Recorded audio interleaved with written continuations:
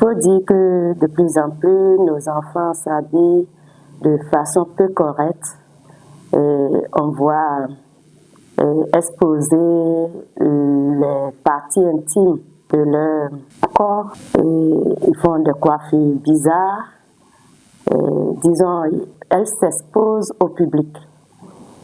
Alors que la société ou les normes culturelles aujourd'hui béninoises et pourquoi pas africaines demandent à ce que la femme soit protégée, qu'elle protège ses parties intimes, surtout le ventre, le sein, les cuisses. Ce sont des parties vraiment qui sont sensibles pour une femme parce que les mettre à vue du public, ça veut dire inviter les hommes à observer et ceci peut déclencher d'autres facteurs qui peuvent amener même l'homme à violer la femme ou la jeune fille parce que les hommes sont très sensibles et c'est pourquoi dans nos communautés africaines, nos parents nous habituent dès le bas âge à nous habiller décemment. C'est vrai, avec l'éthique, la globalisation, il y a un manque d'éducation ou un défaut d'éducation à la base. Ça veut dire nous, les parents, quelque part, nous manquons à nos responsabilités de parents, d'éducateurs. Parce que ce n'est pas seulement l'école ou la société qui éduque. Ça part d'une famille qui est la cellule de la société. Alors, les facteurs favorisant ce comportement, c'est d'abord la vie facile ou la paresse ou le suivisme.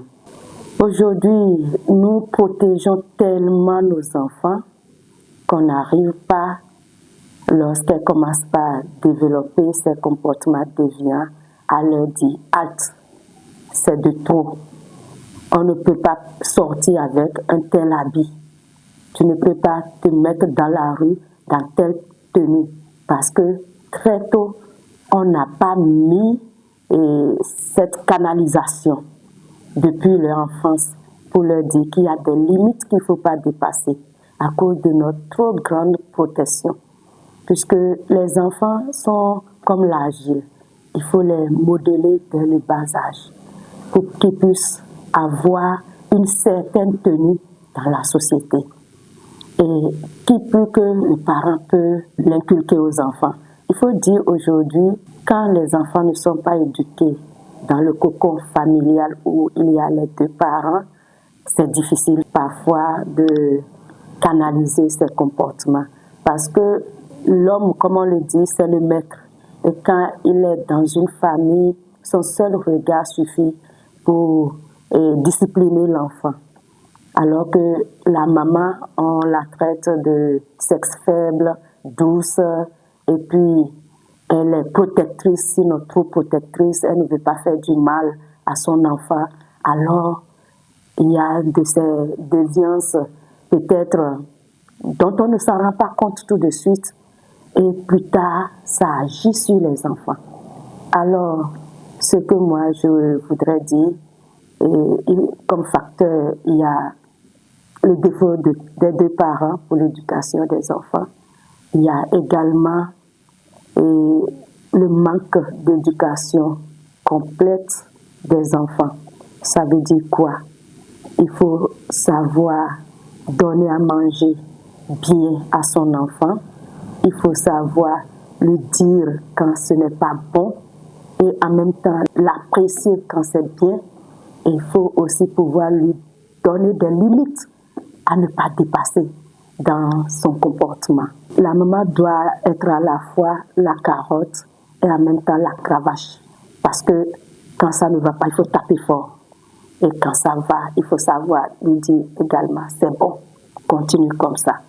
Donc, puisque c'est les mamans qui sont là, comme on le dit, beaucoup de couples, les hommes partent et reviennent tard, mais les mamans sont plus présentes près des enfants.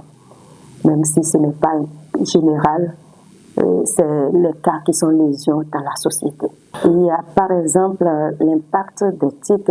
Vous voyez, c'est comme pour dire que le mal attire quelque part aujourd'hui dans le modernisme. C'est ce qui est mauvais là qui attire. Si vous voyez même les vedettes qui s'habillent correctement, qui font des trucs, beaucoup ne s'intéressent pas. Mais quand vous voyez ces autres qui apparemment dansent nus, s'exhibent, et puis ce sont ces vedettes qui captent le plus d'attention. Alors ça influence, qu'on le veuille ou non, le psychisme des enfants. Ça les influence puisque aujourd'hui beaucoup sont connectés à Internet et sur TikTok, sur Instagram. On voit de ces grandes figures, des vedettes que les enfants aiment suivre, qui sont pratiquement nues sur scène. Alors, elles veulent se faire ces images. Donc, c'est ça que je disais, par imitation. Donc, elles veulent ressembler à leurs idoles. Alors, elles veulent s'habiller comme ces vedettes ou ces acteurs de la scène publique. Donc, ce qui fait que aujourd'hui, les parents parfois n'arrivent pas à canaliser. Parfois, vous avez des enfants très bien éduqués à la maison, mais dès qu'elles se mettent à l'extérieur de la maison avec leurs camarades de classe, c'est tout autre chose parce qu'il y a des enfants fermés. Et tout ça là, c'est le parent qui doit faire un suivi rigoureux pour connaître quel genre de filles ou d'enfants elle a à la maison. Et si les filles se comportent de façon dépravée, c'est parce qu'il y a des hommes qui aiment ça. Si tous les hommes n'allaient pas vers ces filles qui se dénudent, il y aurait eu autre comportement. Malheureusement, c'est cela qui attire. Et vous voyez de plus en plus dans les réseaux sociaux, surtout sur TikTok, que ces petites filles, on se demande si elles n'ont pas de famille, parce que tu les vois, elles exposent toutes les parties intimes du corps. Et finalement, je me demande, qu'est-ce qui sera réservé pour leur mari demain, leur époux? Est-ce que ceux-là qui vont vers elles, à l'heure, au moment où elles sont nues, elles s'exhibent dans le monde, est-ce que ce sont ceux-là qui les épousent plus tard, ou bien ce sont des gens voués à vivre l'éternité, être seuls dans la vie? C'est des questionnements que je me pose souvent. Nos enfants ne vont plus dans les villages, ils ne partent plus en campagne, parce qu'on a tout fait de désigner les acteurs sociaux des campagnes comme des sorciers qui sont jaloux du devenir de leurs enfants en ville. Et on jette ce sort à nos parents, ce qui fait qu'on n'aime plus aller faire ressourcer nos enfants dans nos cultures pour qu'ils apprennent des bonnes tenues sociales, des normes selon la vie en communauté. Parce qu'aucun village, aucune campagne, aucune communauté ne voudra d'un enfant qui s'exhibe publiquement, qui se dénude. Et aujourd'hui, ce n'est pas que des enfants. On voit même à travers des réseaux sociaux des femmes qui ont déjà eu des enfants, qui ont été mariées peut-être 1, 2, 3 fois, qui aujourd'hui se mettent complètement nues et réclament aux hommes de venir comme une marchandise. Elles se mettent sur des plateaux pour demander qui veut acheter, qui veut prendre. Elles sont devenues des marchandises. Et ça impacte, qu'on le veuille ou non, sur nos filles. Et vous avez appris dernièrement cette histoire de commerce sexuel dans nos écoles et lycées. C'est des faits qui proviennent de la dégradation même de l'être humain. Parce qu'on ne peut pas comprendre que des enfants bien éduqués comme nous, pour apprendre des connaissances livresques intellectuelles, puissent parallèlement développer un marché soi-disant de commerce sexuel à cause du manque peut-être quelque part, mais surtout à cause de leur ambition démesurée de pouvoir être des filles populaires, des filles d'impact, des filles, comme on le dit, comment on les appelle, qu'on connaît, que tout le monde connaît, comme des vedettes en quelque sorte dans la société. Mais ces comportements sont vraiment à abolir et il faudrait que tous les acteurs du système éducatif s'y mettent pour enrayer ces comportements durant de nos apprenantes, de nos apprenants. Et oui, c'est vrai, le programme sectoriel de lutte contre le sida, la tuberculose, le paludisme, les hépatites, les IST et les épidémies en milieu scolaire du ministère des Enseignements maternels et primaires se charge vraiment de veiller à l'éveil de conscience au niveau des acteurs du système éducatif, que ce soit le personnel administratif, que les acteurs enseignants et les apprenants. Nous veillons à ce que tous les enfants de l'école primaire aient un bon comportement, en plus des connaissances pédagogiques qu'ils acquièrent par les programmes scolaires.